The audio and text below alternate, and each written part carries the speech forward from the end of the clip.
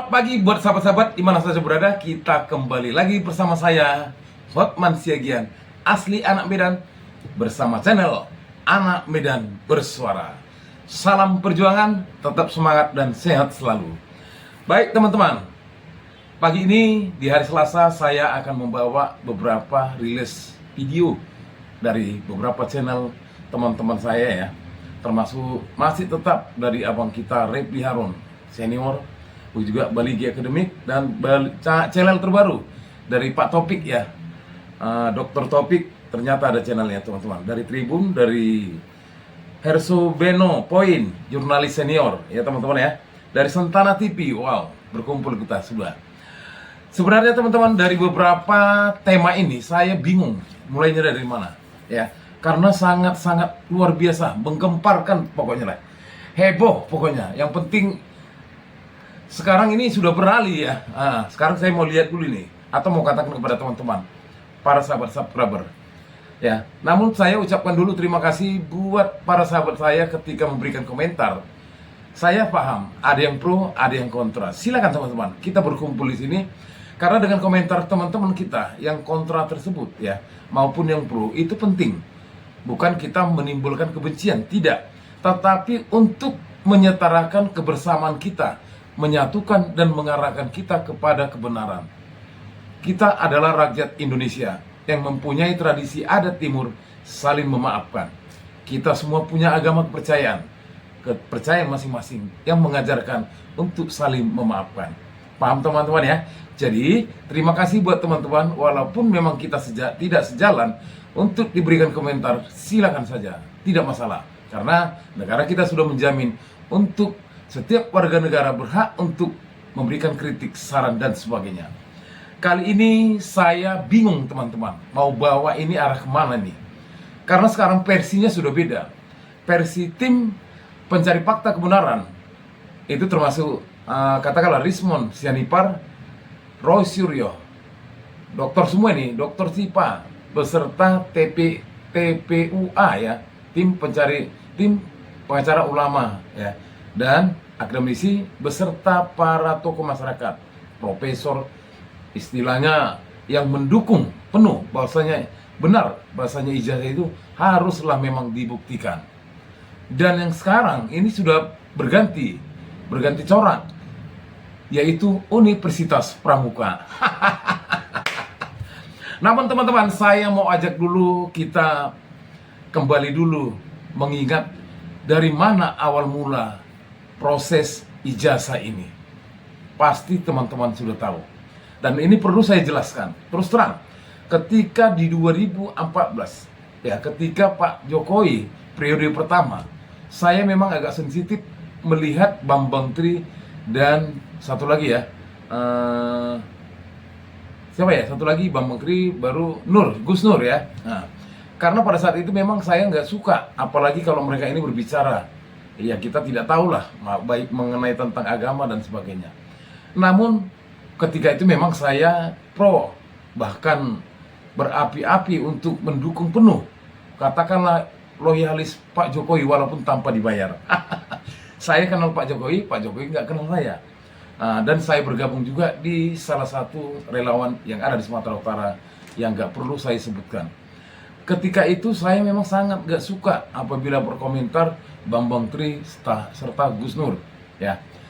Tetapi setelah saat ini, beberapa bulan ini, saya semakin tertarik. Ternyata walaupun kita berbeda-beda ya, baik suku, agama, bukan itu problemnya. Ternyata api kebenaran yang mereka nyalakan itu, pada saat dulu mereka tidak mempunyai kuasa. Apinya selalu padam. Mereka mempunyai kekuatan hanya imannya saja sesuai dengan kepercayaannya, yang pada akhirnya mereka masuk kerangkeng oleh karena katanya pencemaran nama baik, bahkan ada hubungannya dengan agama lagi. Itulah kenapa teman-teman, saya agak sedikit empati terhadap Bambang Tri dan Gus Nur. Saya mohon maaf ketika saya membenci sahabat-sahabatku ini, karena mereka lah proses ijazah ini makin berkembang, dan versi Dr. Rismon dan versi Universitas Pramuka, bukan lagi UGM, sudah Universitas Pramuka.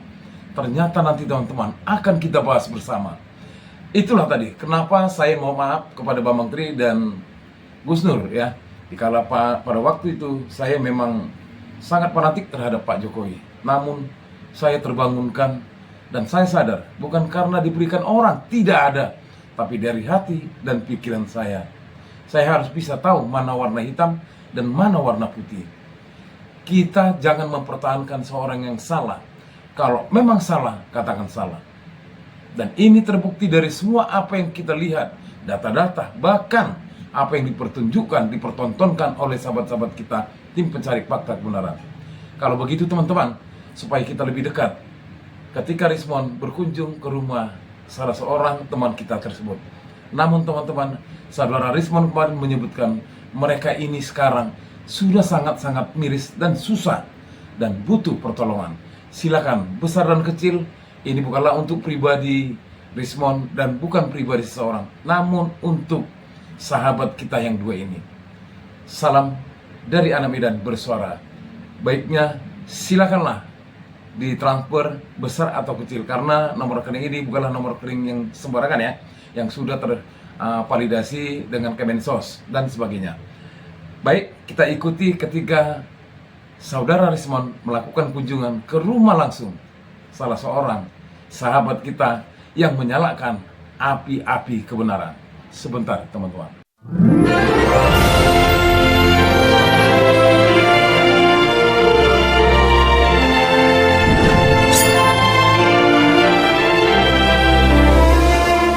Saya bersama siapa?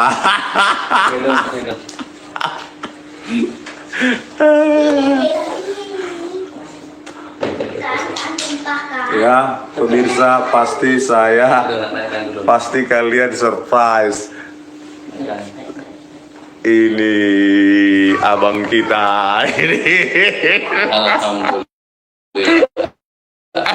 Terus berjuang, selamat berjuang ya. Iya bang, Pak Ustadz, gimana Pak, sehat? Alhamdulillah. Kemarin saya kan mengunjungi Pak Bambang Tri, titip salam katanya dengan Pak Bambang, Pak Gus Nur. Insya Allah. Aduh. Tapi nggak ada nomor rekening ya? Udah ada yayasan. Oh sudah. Nanti saya Oke. bisikan.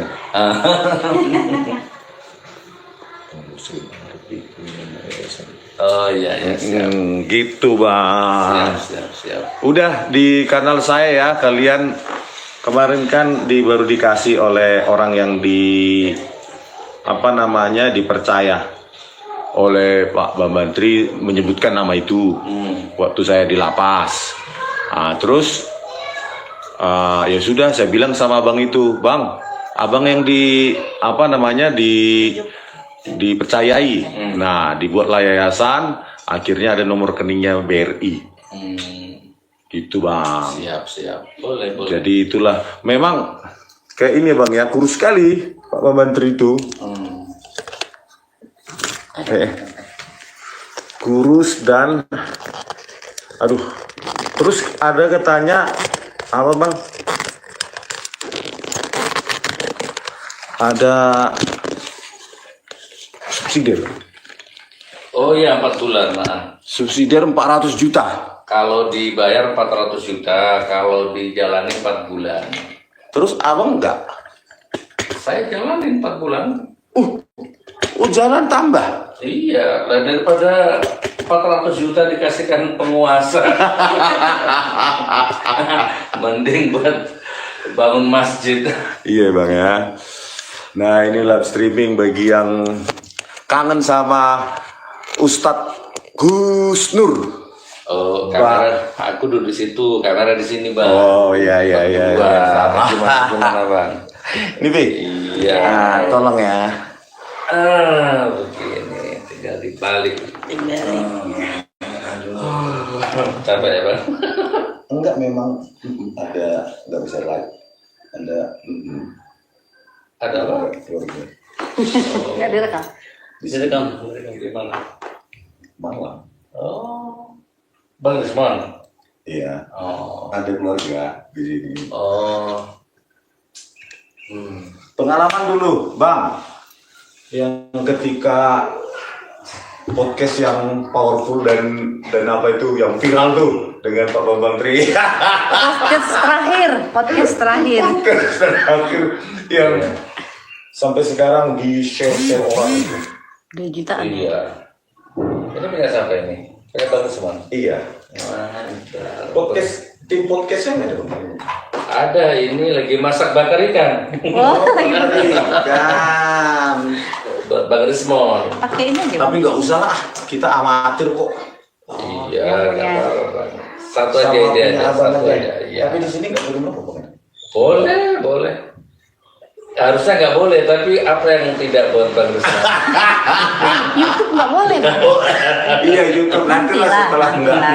nggak live streaming, aduh. Ini live streaming. Hmm. Iya Bang. Ya kita sapa dulu penontonnya Bang Rismon.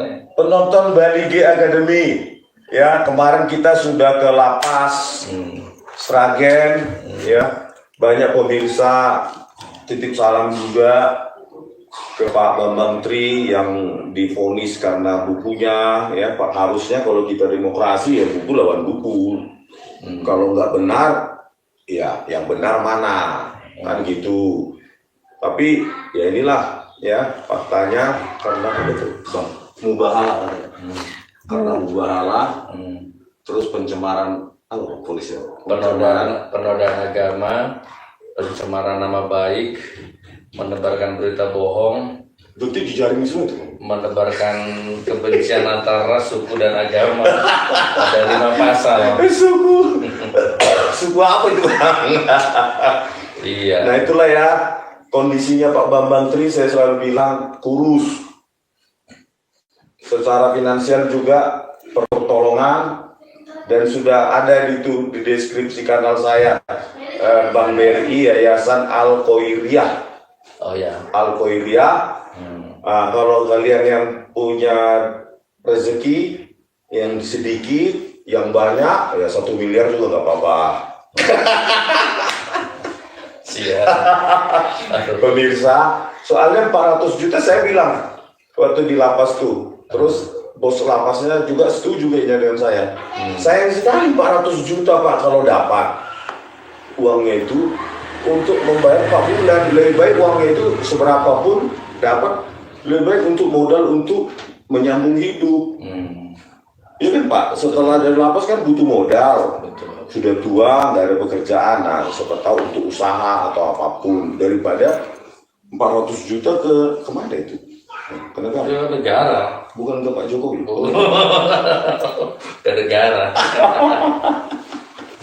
Iya. Ke negara 400 juta. Nah, bos di lapasnya itu setuju dengan saya. Ngapain 400 juta, sayang gitu loh. Jadi Iya. kayaknya Pak Menteri juga setuju. Jadi sehat ya beliau ya. Sehat Bang, tapi tahu sendirilah smoking rate-nya Betul. tinggi sekali, ya kan? Tapi kurus. Seperti ada kekhawatiran kayaknya. Kekhawatiran kalau nanti keluar hidupnya bagaimana gitu loh. Saya tahu persis dari ujung rambutnya sampai ujung kakinya, jiwa raganya, jasmani rohani. Saya yang tahu persis situasi, suasana batin, pikirannya.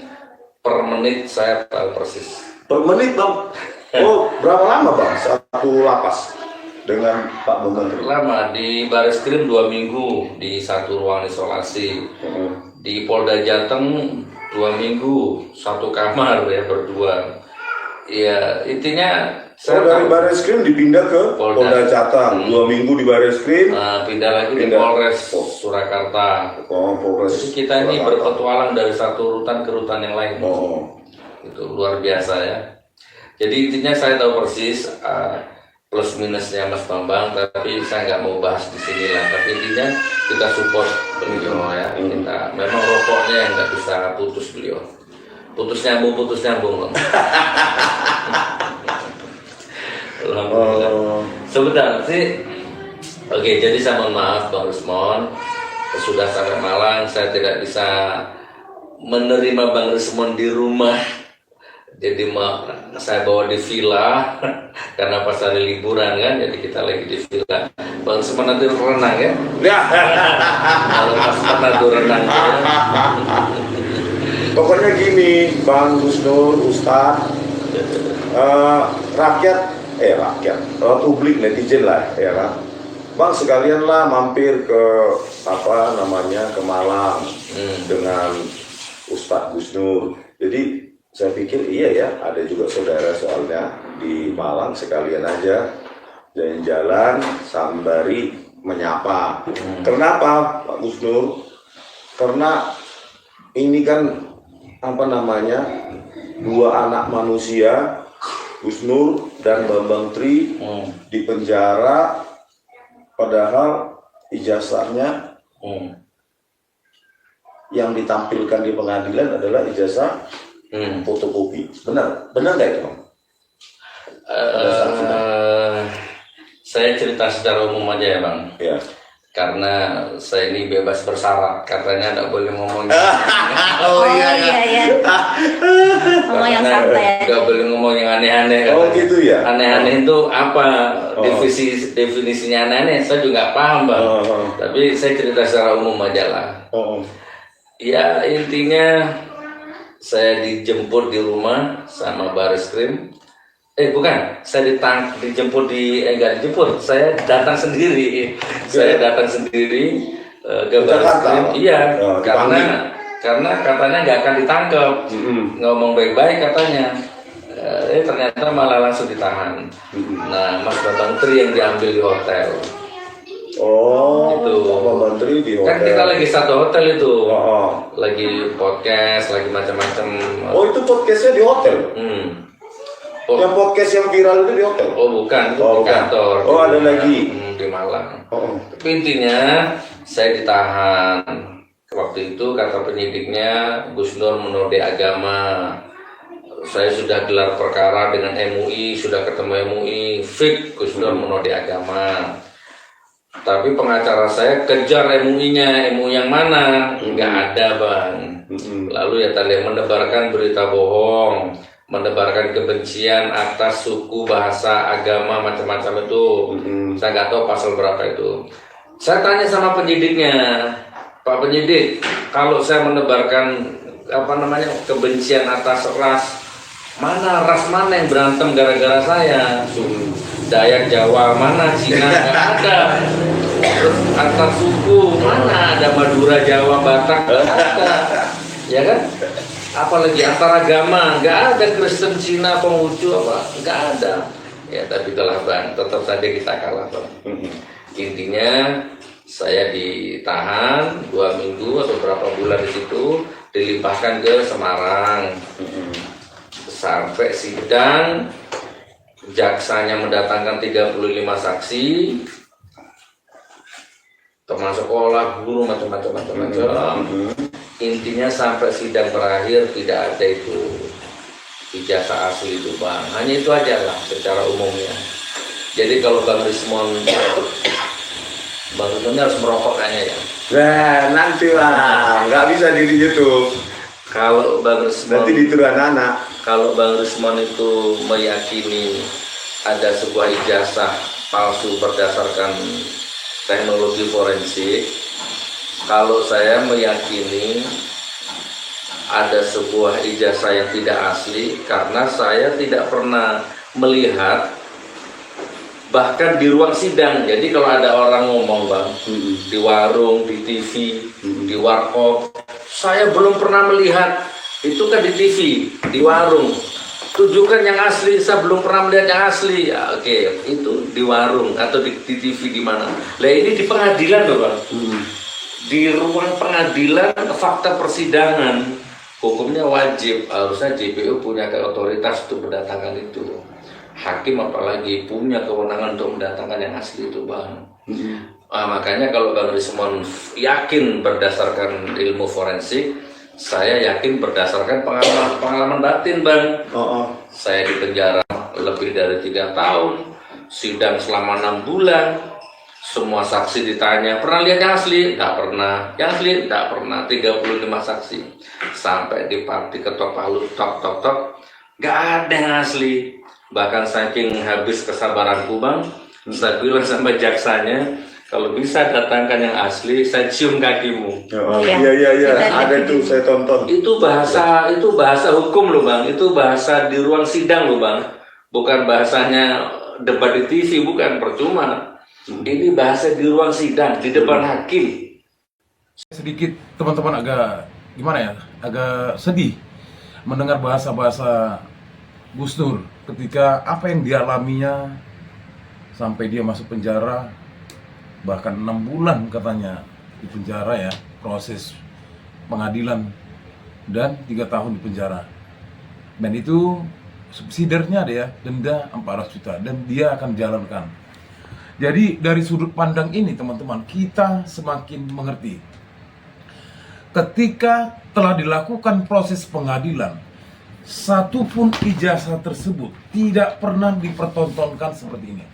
Ya, mohon maaf ya, ini ijazah ipar saya. Tidak pernah dipertontonkan. Dan malah kata Gus Nur, di luar sidang loh, saya akan cium kaki apabila kalian bisa pertunjukkan ijazah aslinya. Namun semua itu sia-sia. Artinya teman-teman, disinilah kita memang harus paham. Pada saat proses awal kita bisa memang gak sejalan, tetapi di proses seterusnya semakin kita bisa menyimak apa benar. Dan setelah rasa kewaspadaan kita semakin, katakanlah semakin buyar, ya, tentu rasa penasaran kita itu membuat kita menjadi tergoyahkan. Nah, itulah apa yang saya alami teman-teman. Ini adalah video yang pertama saya dengar ketika dikala dulu saya tidak pernah sekalipun mendengar bahasa vokal dari kedua sahabat kita ini, Gus Nur dan Bambang Tri. Tapi saat ini, teman-teman, sengaja saya potong hanya untuk mengingatkan kepada teman-teman. Begitulah apa yang dialami oleh sahabat kita, Ustadz Gus Nur. Semoga apa yang dialami oleh Ustadz Gus Nur ini menjadi api-api perjuangan buat kita para konten kreator, buat para pegiat media sosial. Bukanlah kita membenci Pak Jokowi, namun kita mau kebenaran harus ditegakkan dan tunjukkan ijazah asli. Lagi-lagi teman-teman, kita akan membelok sedikit. Ternyata ada channel Pak Dr. Taupi perihal tentang siapa sebenarnya Pak Jokowi dikala seorang mantan Sekda Supriyadi Kertamelawi. Kisah baru Pak Jokowi. Ayo kita cek dan jangan sampai di skip agar kita tidak gagal paham. Namun saya ingatkan teman-teman, silakan ya dibantu ya Gus Nur, di mana ada nomor rekeningnya yang sudah kemarin saya beritahukan. Besar atau kecil itu adalah sesuatu yang sangat berguna buat sahabat kita untuk menguatkan jiwa serta badannya, serta mengingatkan kembali agar dia pulih. Apa yang dialaminya mungkin tidak sepadan dengan apa yang kita berikan. Salam perjuangan, kita lanjut teman-teman.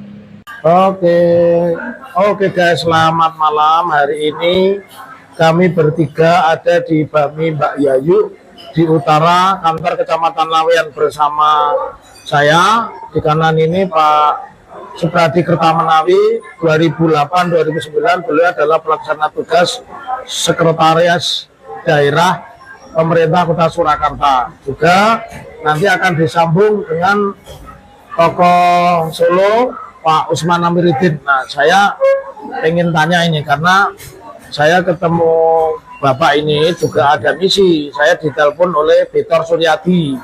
Betor Suryadi nanya, Pak Taufik kan kenal sama Pak Pradio, kenal banget loh, itu sering komunikasi. Nah, tolong ditanyakan dulu Pak Jokowi itu gelarnya apa? Iya. Terus apa yang terjadi selama masa pemerintahnya beliau? Iya, terima kasih. Jadi waktu zaman saya bareng-bareng dengan Pak Jokowi di Balai Kota, setahu saya dia tidak pakai dokter Andes. Oh, belum pernah pakai dokter Andes? Iya, Ya, ya. Jadi sampai saat ini pun saya belum tahu mengenai dokter Andes itu. Justru malah saya tahunya setelah jadi berita publik itu muncul bahwa beliau dokter Andes terus jadi insinyur. Ya. Nah, setahu saya insinyur dia. Jadi saya enggak tahu dokter Andesnya. Iya, iya, iya. Oh, gitu. Jadi dari catatan Pak Pradi waktu menjadi sekda itu tidak pernah ada dokumen-dokumen dokter Andes begitu ya? Iya, saya enggak tahu. Ya. Terus boleh diinfokan kepada kami proyek-proyek Solo yang bermasalah. Kalau yang saya tahu salah satunya adalah Stadion Sodari. Bagaimana itu tiba-tiba belum ada putusan pengadilan kok dipager dan sebagainya, itu bagaimana itu? Berapa tahun yang lalu saya masih belum pensiun waktu itu. Ya. Yang saya sampaikan dari dua item ya. Ya. Satu adalah pasar kelitian. Pasar kelitian ya. Nah, itu banyak yang sama sekali tidak terekspos. Jadi tahunya bahwa pasar kelitian itu hasil kerjanya Pak Jokowi dengan bertemu berkali-kali dengan para pedagang kaki lima itu. Yang tadinya di Banjarsari. Gitu.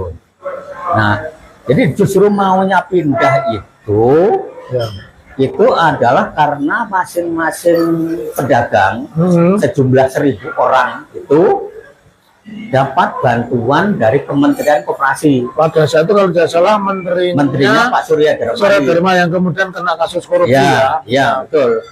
Nah, itu diberikan uang 5 juta per orang. Saya yakin Pak Rudi juga mungkin kelingan itu. Iya. Karena yang ngurus waktu itu ke Jakarta, saya, Pak Hasan Mulahela, Pak Mudrid almarhum, juga Pak Rudi. Oh iya. Pak Rudi pernah datang ke kantornya kementerian bareng-bareng dengan saya ke sana. Oh jadi begitu. Dia dapat bantuan. Hanya bantuan itu harus berbentuk koperasi. Oke. Sehingga waktu itu didirikanlah koperasi pasar kelitian itu. Iya. Terus dapat bantuan sejumlah 5 miliar atau 5 juta per orang, karena 1.000 orang. Iya. Hanya itu banyak yang sampai sekarang belum pernah terekspos mengenai itu. Iya. Itu yang terus yang Sriwedari itu Sriwedari itu daerah yang sedang jadi sengketa.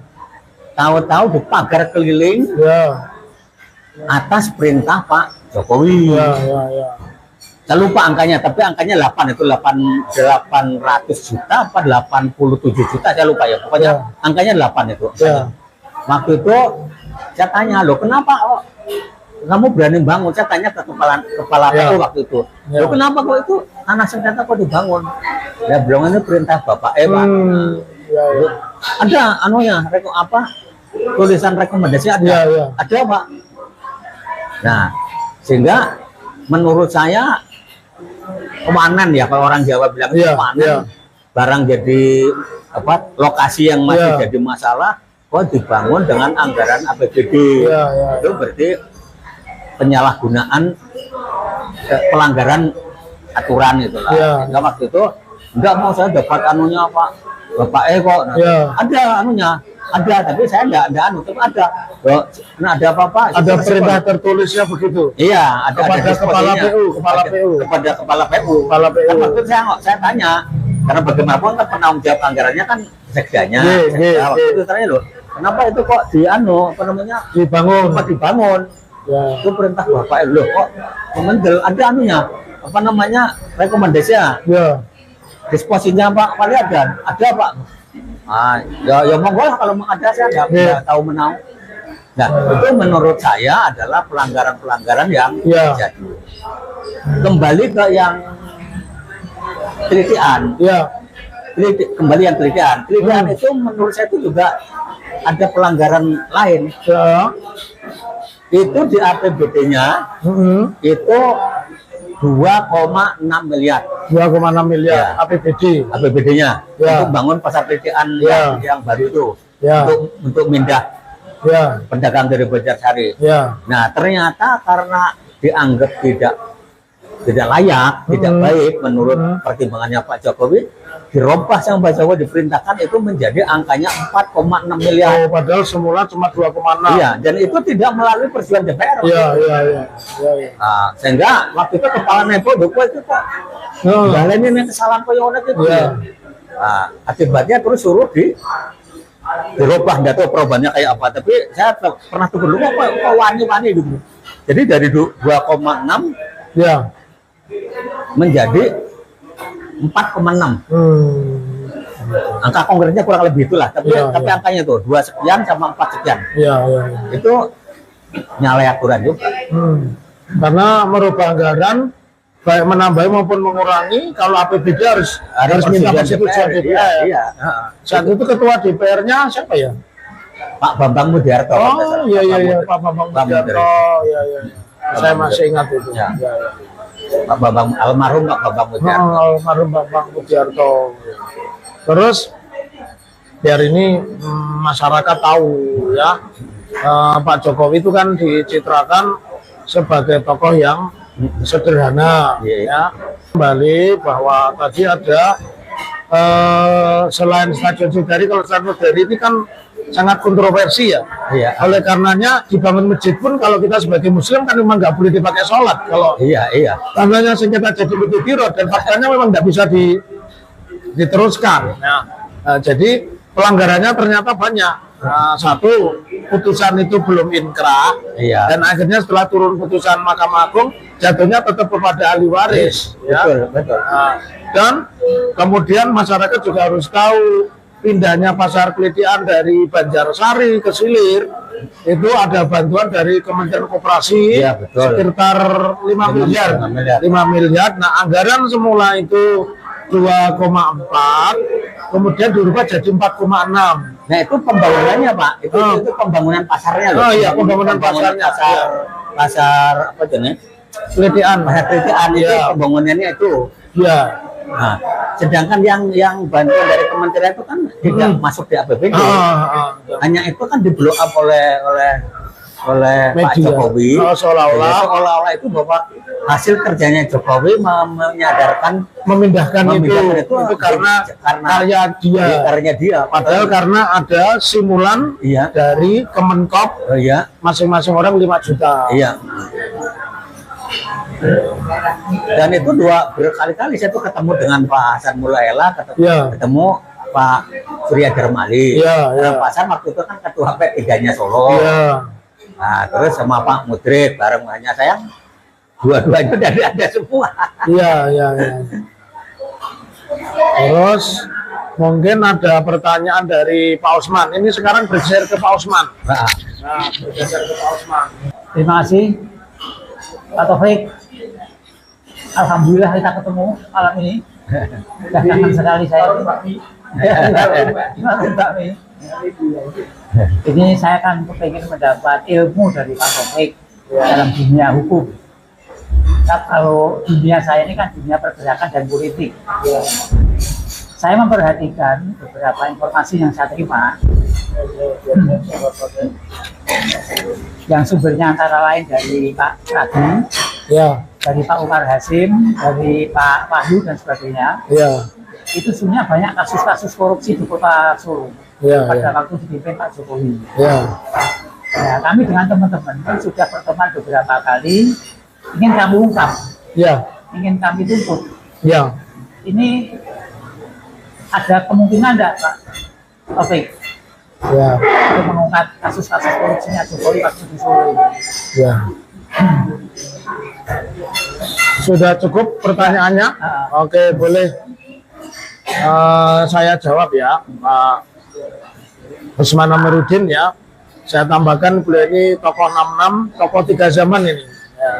Tokoh 3 zaman yang selalu aktif di dalam dinamika politik. Nah, menjawab pertanyaan, apakah mungkin kasus-kasus yang melibatkan Pak Jokowi itu bisa diangkat, ya, antara lain kasus Sodari, kemudian penggunaan anggaran yang dirubah dari 2,4 menjadi 4,6 tanpa melibatkan DPR, padahal itu dana yang sumbernya APBD, ya. Kemudian dengan semenang-menang menutup stadion, ya, padahal putusan pengadilan akhirnya memenangkan ahli waris. Secara material itu Pak Usman, sebuah perkara bisa dianggap kejahatan itu dua. Satu, ada niat jahat, yang kedua ada perbuatan jahat. Sudah cukup. Niat jahat itu misalkan melanggar undang-undang, itu kan orang sudah tahu, berarti dia punya niat jahat. Wong dia sebagai kepala daerah masa nggak ngerti aturan. Kemudian yang kedua, perbuatan jahat sudah terjadi. Bisa. Pertanyaan yang lebih penting sebenarnya buat kami selaku ahli hukum itu bukan bisa atau tidak, aparatnya menindaklanjuti atau tidak. Karena seperti yang Pak Usman sampaikan, itu sudah dilaporkan kasusnya itu oleh dosen Universitas Negeri Jakarta Ubedillah, ya, menyangkut Kaisang Gibran kepada KPK, ya. Juga kalau tidak salah dulu juga oleh pegiat politik di Surakarta seperti Pak Wahyu yang melaporkan dan sebagainya, juga tidak ditindaklanjutnya. Tetapi menurut saya itu masih memiliki peluang karena berhentinya perkara itu cuma 3. Satu, pelakunya meninggal dunia, undang-undang menganggap itu bukan tindak pidana, ya. Dan yang ketiga, apa namanya, peristiwa itu tidak ada cukup bukti. Jadi kalau mendasarkan pertanyaan pada Pak Usman Amiruddin itu memenuhi syarat, Pak. Nah, makanya ya silakan. Bahkan ini saya berikan satu masukan yang terbaru. Apa itu? Pak Jokowi mengatakan pembimbingnya Pak Kasmujo, pembimbing akademik dan skripsinya tahun 2017 sudah viral kemana-mana. Saya bolak-balik, dulu galak itu beliau ini, saya bolak-balik. Nah ternyata dibantah dengan hadirnya Rismond dan Michael Sinaga yang mengatakan jangankan apa namanya dosen pembimbing skripsi, pembimbing akademik saja saya belum memenuhi syarat dan saya bukan. Baik teman-teman, tadi kita sudah lihat ya dari channelnya Pak Topik ketika narasumbernya seorang mantan Sekda Supriyadi Kertamenawi. Ada beberapa kejahatan yang dilakukan oleh Pak Jokowi yang terselubung tak tersentuh. Dan ada seorang masyarakat ya mengatakan apakah bisa ini dikembalikan atau bisa dinaikkan kembali. Intinya teman-teman, kesimpulannya inilah dia jati diri seorang Jokowi. Ternyata memang bagaimana ya, di balik keluguannya, di balik kepolosannya ada terselubung sesuatu yang memang kita tidak paham. Dan pada akhirnya saat ini kita sudah paham. Sahabat-sahabat subscriber, 2 channel ini mewakilkan sesuatu kebenaran yang tersimpan serta kebohongan yang gak bisa tersentuh oleh siapapun, terancang dengan baik. Skenario yang sangat struktur. Bayangkan sampai Pak Jokowi menjadi seorang presiden, ya, semua ini gak mungkin kita tidak akan bongkar. Kebohongan bukan sekali akan dilakukan oleh orang yang suka berbohong. Karena biasanya orang yang sering melakukan kebohongan itu biasanya aman-aman saja buat dia. Tapi buat kita yang gak pernah berbohong, pasti kita merasa risih dan gak pernah tidur. Dan kita ketakutan bagai terkejar bayang-bayang. Tapi kalau orang yang sering melakukan kebohongan, itu biasa-biasa saja. Karena itu adalah makanan sehari-harinya. Baik, para teman-teman ya, para penonton, para subscriber saya, ini yang bisa saya sampaikan bagaimana seorang jati diri Jokowi ketika dikala dulu ya, di masa lalu dia sudah melakukan sesuatu yang tidak pantas dilakukannya. Salam perjuangan, hidup rakyat Indonesia, merdeka, merdeka, merdeka.